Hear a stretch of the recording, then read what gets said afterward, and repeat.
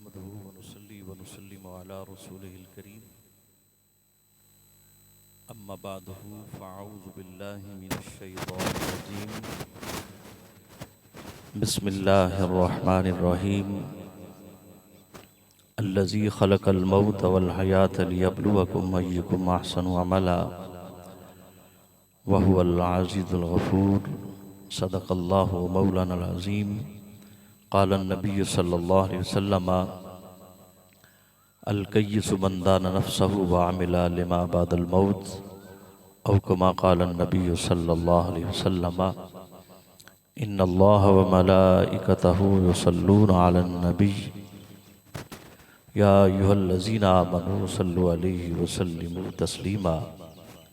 तमाम अहबाब आवाज़ बुलंद पढ़ लें अस्सलातु वस्सलामु अलैका सय्यदी या रसूलल्लाह व अला आलिका व अस्हाबिका या हबीबल्लाह अस्सलातु वस्सलामु अलैका या खातमन नबिय्यीन व अला आलिका व अस्हाबिका या शफ़ीअल मुज़निबीन। मोहतरम मुकाम मुअज़्ज़ज़ सामिन किराम, आज हम मरहुमा के इसाले सवाब की इस महफ़िल में अहबाब शरीक हैं। हमारे भाई मोहतरम पीर सैयद नासिर शाह साहब की वालिदा मोहतरमा है।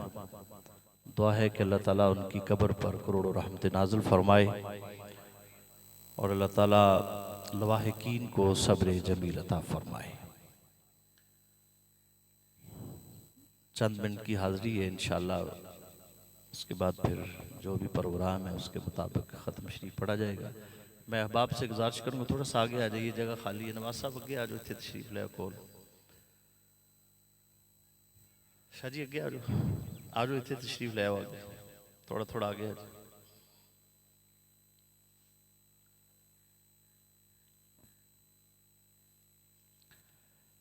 ऐ सब्ज़ गुंबद वाले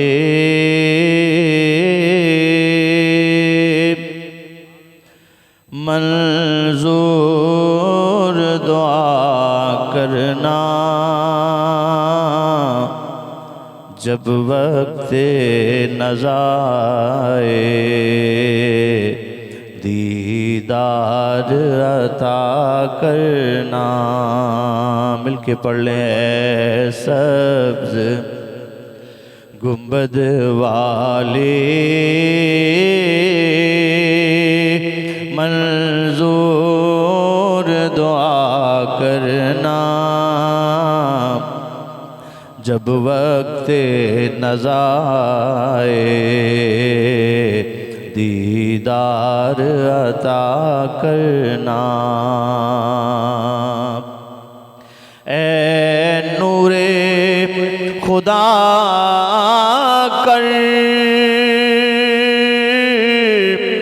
आँखों में समा जाना, ऐ नूरे खुदा कर आँखों में समा जाना, या दर पे बुला लेना, या ख्वाब में आ जाना। सब कह दें या दर पे बुला लेना, या ख्वाब में आ जाना। ऐ पर्दा नशी दिल के पर्दे में रहा करना, जब वक्त नज़ाए दीदार अता करना। आका मैं कब्र अंधेरी में घबराऊंगा जब तन्हा, आका मैं कब्र अंधेरी में घबराऊंगा जब तन्हा, इमदाद मेरी करने आ जाना रसूल अल्लाह। सब कह दें, इमदाद मेरी करने आ जाना रसूल अल्लाह। रोशन मेरी तुरबत को लिल्लाह ज़रा करना, जब वक्त नज़ाए दीदार अता करना। आका मुजरिम हूँ जहाँ भर का, महशर में बरम रखना। आका मुजरिम हूँ जहाँ भर का, महशर में बरम रखना। रुसवाए ज़माना हूँ, कमली में छुपा लेना। मकबूल दुआ मेरी मंजूर खुदा करना, जब वक्त नज़ाए दीदार अता करना। मुअज़्ज़ज़ मोहतरम सामिन किराम, खालिक़ कायनात अज़्ज़ा व जल ने कुरान मजीद फुरक़ान हमीद में इरशाद फरमाया कि अल्लज़ी खलक़ल मौत वल हयात, कि वो खुदा वो है कि जिसने मौत और हयात को तख्लीक किया। लियब्लुवकुम अय्युकुम अहसनु अमला, ज़िंदगी के बाद मौत को इसलिए रखा कि ताकि वो आजमाए तुम्हें कि तुम में से अहसन अमल करने वाला कौन है, नेक अमल करने वाला, अच्छे अमल करने वाला कौन है। फरमाया कि अगर कोई अच्छे अमल करने वाला हुआ तो वह हुवल अज़ीज़ुल गफ़ूर, वो बड़ा ही गालिब बख्शने वाला मेहरबान है। मुअज़्ज़ज़ सामिन किराम, मौत और हयात के हवाले से मैंने जो आयत करीमा तिलावत की है, यकीनन अल्लाह रब्बुल इज़्ज़त जो है इस पूरी कायनात का मालिक है, वो खालिक है। ये उसकी मर्ज़ी है कि किसी को 100 साल ज़िंदगी अता फरमा दे, ये उसकी मर्ज़ी है कि 2 सांस के बाद ज़िंदगी वापस ले ले। ये इंसान की जो रूह है जिस्म के अंदर, ये एक अमानत है,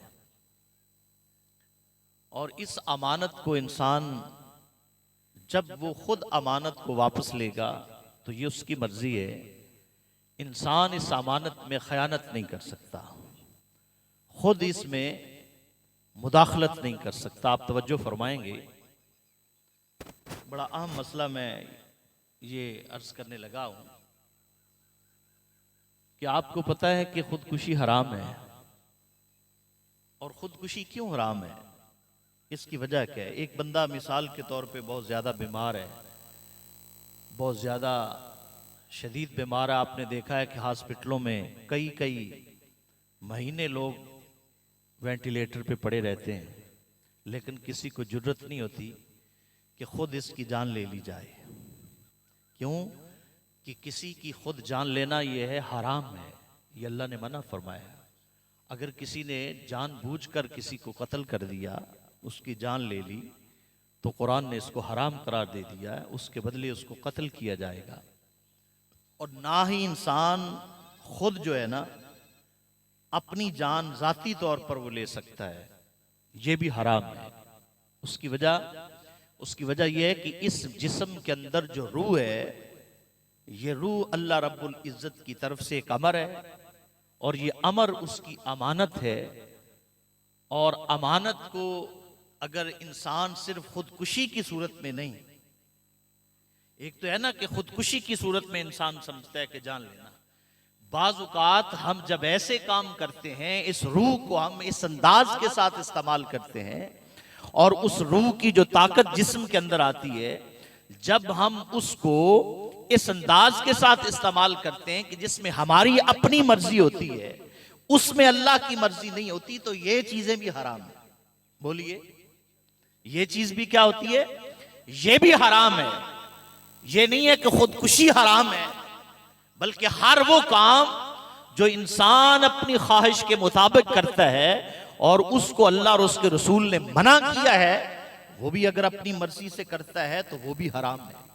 मिसाल के तौर पे आप सल्लल्लाहु अलैहि वसल्लम ने इरशाद फरमाया कि मोमिन की मिसाल ऐसे है कि जैसे एक ऊंट है और बड़ा ताकतवर है, तो उसके नाक में नकेल डाल दी जाती है और वो फिर रस्सी जो है वो अगर छोटे से बच्चे के हाथ में भी दे दी जाए तो वो खींचे तो बिठा देता है, वो खींचे तो उठ जाता है और वो रस्सी को लेते ऊंट उसके पीछे चल जाता है। हालांकि ताकत के इतबार से, कुव्वत के इतबार से, जुस्सा और जिस्मानी इतबार से बड़ा कौन है? ऊंट बड़ा है। लेकिन यह है कि उसके नाक में अगर रस्सी डाल दी है तो वो एक छोटे से बच्चे के भी ताबे हो जाता है।